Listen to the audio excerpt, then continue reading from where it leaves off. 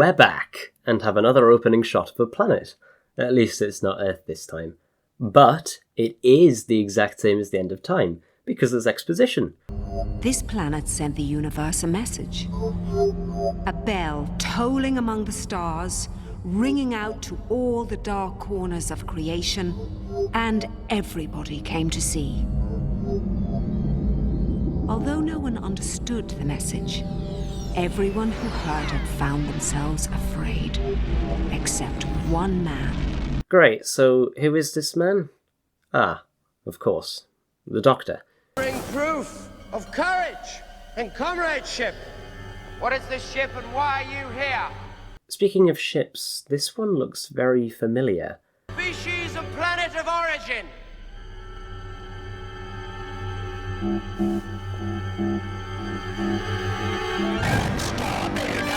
Oh, that's where I know it from. That Dalek doesn't even have its light on. Well, going there was a bit of a bust, and it's all thanks to our new companion for the episode, Handles, a Cyberman head who is incredibly blunt. Remind me, I've got to patch the telephone back through the console unit. This is getting ridiculous. Attention. Information available. Okay. You must patch the telephone device back through the console unit. No, not now. Remind me later. When? I don't know, just later. Just pick a time. When? I don't know, just any old time, just when you think I've forgotten. When? Just pick a random number, express that number as a quantity of minutes, and when that time has elapsed, remind me to patch the telephone back through the console unit. Affirmative. So this planet, everyone who is anyone is parked at is emitting a message, but not even the Doctor can translate it. Ah well, here's Clara. Emergency. You're my boyfriend. Ding dong, okay, brilliant. I may be a bit rusty in some areas, but I will glance at a manual.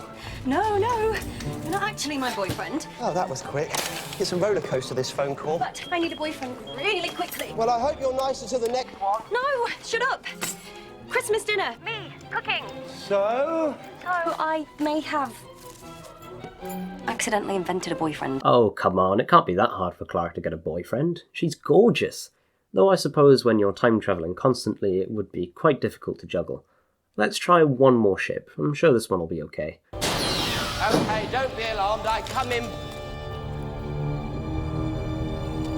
Alert. No. Intruder detected. Uh-oh. I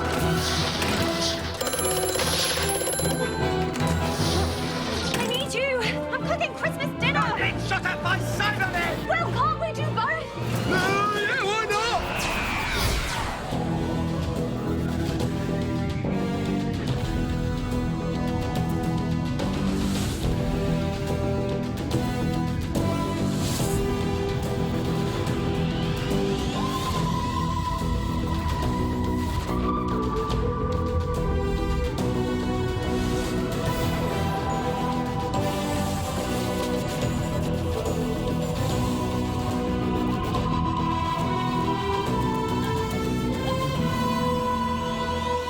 Well, that was a good opening. What comes next? Ah, yes. Christmas dinner with Linda, whose relation is never explained, Dad, who has a new actor, and Madge. Sorry, Gran. There's just one person missing. Doctor, I so need you. Clara! Oh my. No, stop. Don't move. Don't do anything. Why? What is it? What's wrong? You're naked. Yes, I am naked. I wondered if you'd noticed. Doctor, why are you naked? Because I'm going to church. Fair point. Better. Oh, that was quick. Hologram closed, projected directly onto your visual cortex. So you're still naked underneath? Everybody's naked underneath. That's a good trick. I wonder if this extends to the family as well. Listen, I've got an idea to break the ice. Why don't I project my clothes hologram onto their visual cortexes too? So, to be clear, no one except me can see your clothes? Yes, and I'm starting to think it may be causing tension. Oh, never mind then. Gran seems to be enjoying the sight. This is the Doctor, my boyfriend. Hold on, did he just slap her ass? He totally did, look! Sorry. He's Swedish. Good save. As we all know, Christmas isn't complete without a turkey. What's wrong? Don't think it's done yet. I think a decent vet would give it an even chance. Well, that's great. Maybe she should listen to her dad's notes after all. Doesn't do turkey. Nothing does turkey. You'd need a time machine. What? You can't keep using the TARDIS like this. Like what? Miss birthdays, restaurant bookings, and please just learn how to use iPlayer. Anyway, Handels has discovered the origin of the message, so what is it? Gallifrey. Well, that changes things. 2 finales with Gallifrey, it seems. The 2 finally make it to church, and they're the same people we saw in Series 5 and 6, just a different chapter. The head of the church is Tasha Lem, who takes the Doctor inside her private chapel and leaves Clara outside, giving her a bit of a scare, but only when she sees them.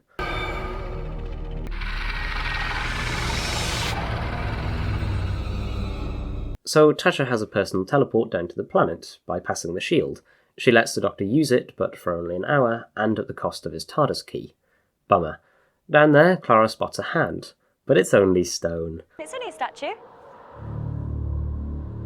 Clara, step away from it. Clara, keep looking at it. Don't look away. Don't even blink. Seems the Weeping Angels are more powerful than a shield. Good thing the Doctor has a spare key in his hair.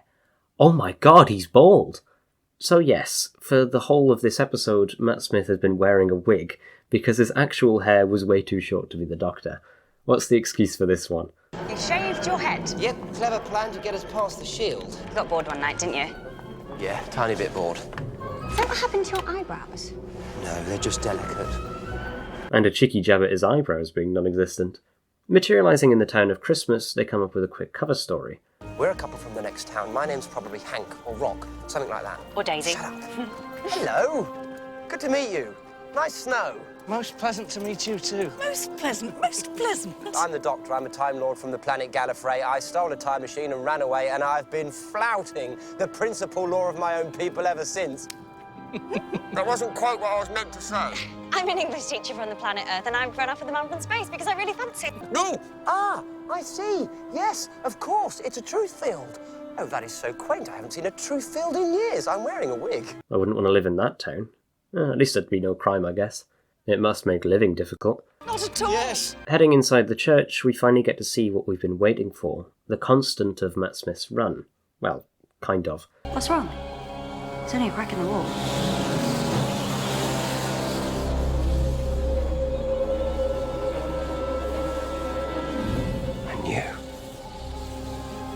I always knew it wasn't over. After being on hiatus for a bit after he rebooted the universe at the end of Series 5, the Crack has finally returned, after a small cameo in Series 6. But now the Crack serves a different purpose. It's a way for the Time Lords to return to Endspace. But what does the message say? Seal of the High Council of Gallifrey nicked it off the Master in the Death Zone. That's such an obscure reference to put in there for no reason at all. Right, so what does the message say? Doctor Who. Doctor Who. Doctor Who. You have got to be kidding me. The show's bloody title. What's the name of this planet again? Trenzalore. Ah, that finally makes sense. Deciding he'd rather not have Clara in the middle of a war zone, the Doctor does the right thing and gives her the Rose treatment, sending her and the TARDIS home. Now the Doctor has the responsibility of protecting the planet, and the town. First up, we have the Sontarans, who are easily taken out. That's the detection warning.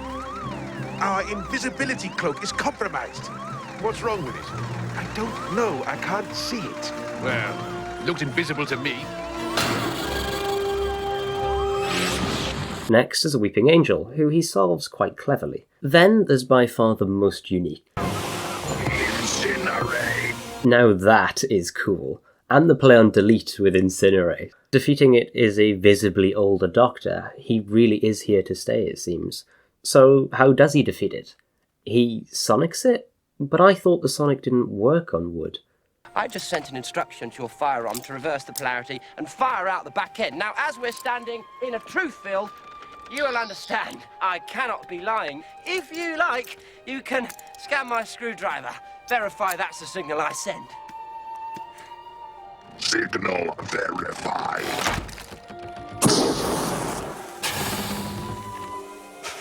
I probably should have mentioned this doesn't work on wood. Absolute legend. Over hundreds of years he makes this place his life, because he has to. 300 years is nothing to a Time Lord. He's even made friends with the local children because, at heart, this Doctor has and always will be a kid, no matter how old they look. At least the TARDIS has returned. with Clara on it. What are you doing here? I was in space. Well, you're in the time vortex. She must have extended the force field. No wonder. No wonder she's late, dragging you around. You tricked me. I saved you. You didn't even say goodbye. I am furious with you. Well, I am not even talking to you. A truly unbreakable relationship. Speaking of which, the Doctor and Handles. Attention. Emergency. Handles, what is it? What's wrong? Urgent. Action required. You must patch the telephone device back through the console unit.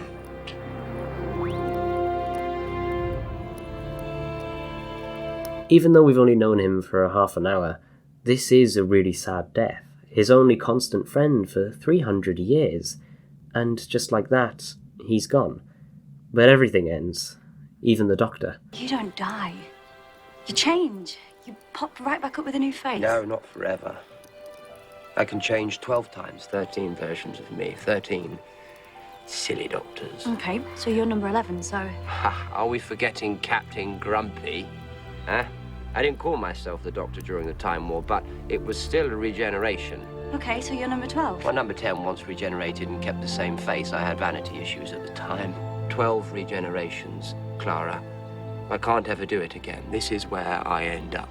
A proper spell out for the casual viewer who won't get the significance of this episode. This is the Doctor's last life, and on the 800th episode too. Neat. Truly, there's no way out, or he'll end up like the Master. At the call of Tasha Lem, they head up to the church, but unfortunately for them, she's a Dalek puppet now.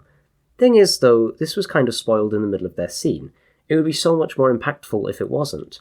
Tasha explains about the Kavarian chapter and finally clears up who tried to blow up the TARDIS at the end of Series 5. She also explains how she became a Dalek puppet. I died in this room screaming your name. Oh. I died. What a reveal that would have been. By taking the mick out of her, he frees her from control, causing her to slap him. A bit RTD Moffat, be original. With his TARDIS back, the turkey is finally done, and he manages to send Clara home again. Fool me once, Clara, shame on me. Fool me twice, shame on you. With no more shield to hold them back, war breaks out between the Church and the other races, eventually just leaving the Daleks.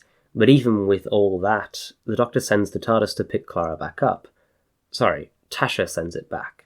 You can fly the TARDIS. Flying TARDIS was always easy. It was flying the Doctor I never quite mastered. What does that even mean?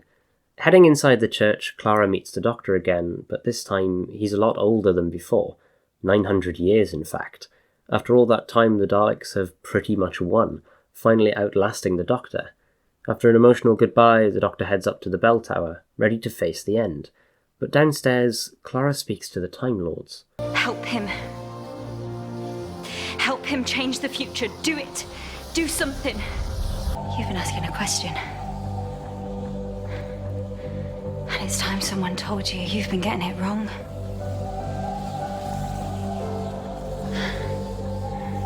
His name. His name is the Doctor. Or the name he needs, everything you need to know about him. And if you love him, and you should, help him. I wonder if they listened. It's only fitting, I suppose, that the Doctor's oldest enemy is the one that finally defeats him. Well, not counting the Tribe of Gum. He has no plan, after all. Got nothing this time.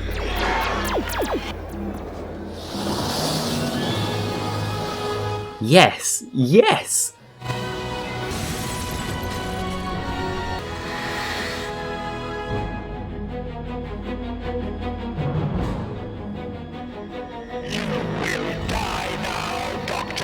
Seems we're in for another long regeneration.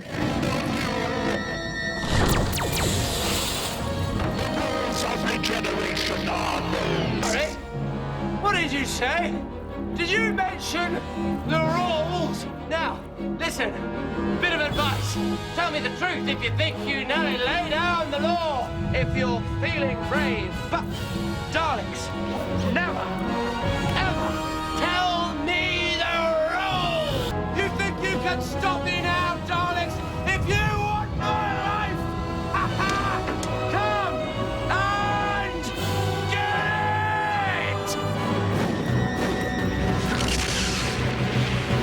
it! Nice one, Daleks. Just fly straight into his blast.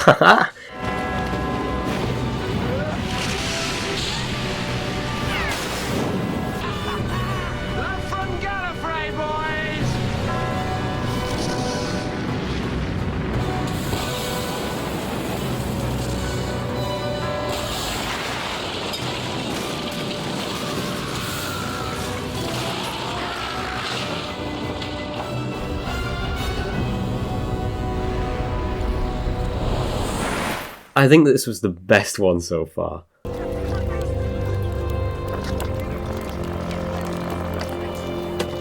That's interesting. Back in the TARDIS, he seemingly kept his face and made some fish fingers with custard.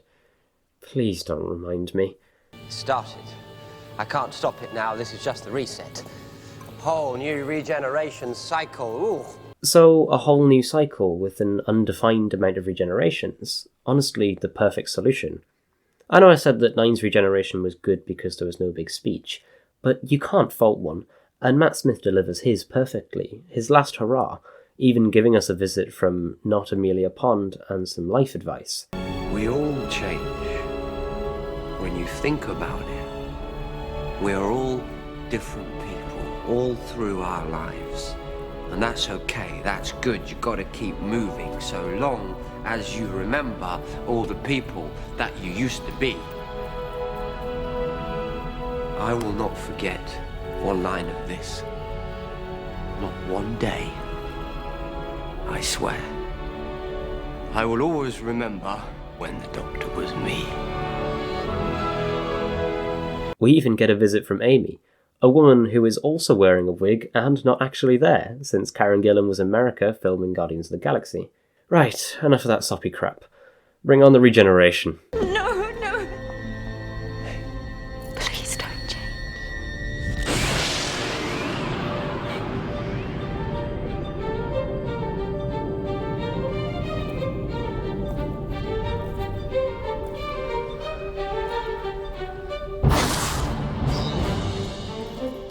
Kidneys!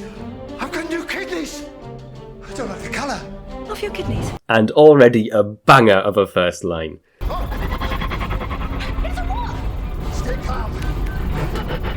Just one question. Do you happen to know how to fly this thing?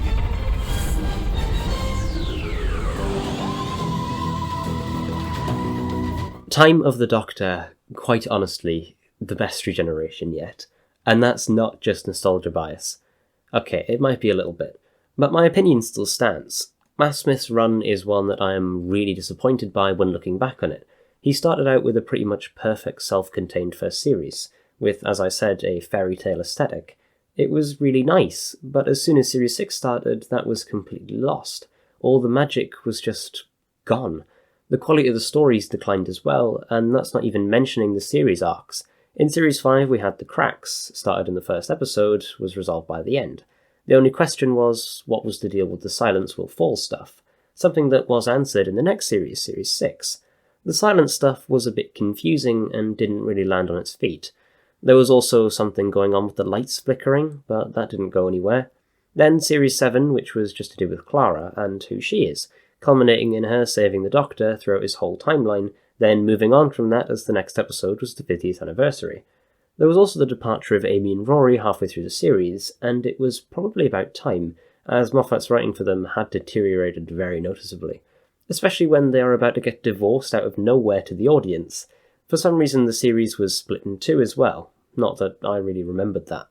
Compared to RTD, Moffat just isn't as good a writer when it comes to series arcs, really bringing this era down. Oh yeah, Clara, I totally forgot about her. Yeah, she's alright.